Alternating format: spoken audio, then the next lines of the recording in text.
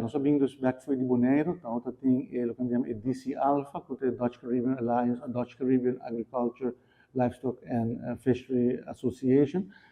alliance entre Island e holandês. E ja, we worden invitado para participar nessa aqui junto com a direção landbouw no país e alguma pessoa ativa dentro do setor.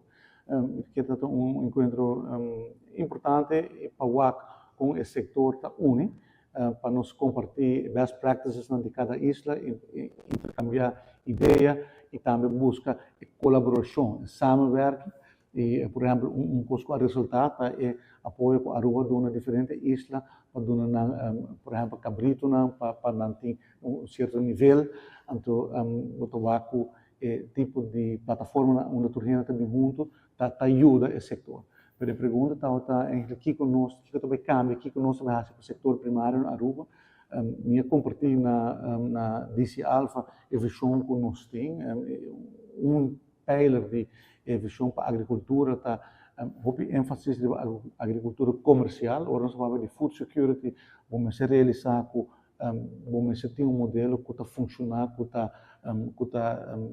economicamente feasible, para poder produzir, para poder ter tempo dentro, para alocar recursos, não também antes, mas que pode pôr coisa inteira e sair por criar, vamos pôr suficiente comida e entrada. Vamos estar mais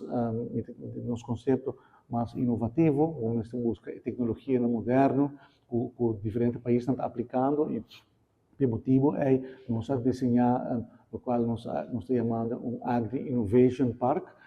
mirando que o agricultor tem dificuldade, por exemplo, a terreno, a expansão de terreno, acesso a financiamento, acesso a conhecimento, etc. E agora nós decidimos que nós vai tackle todo o problema aqui junto,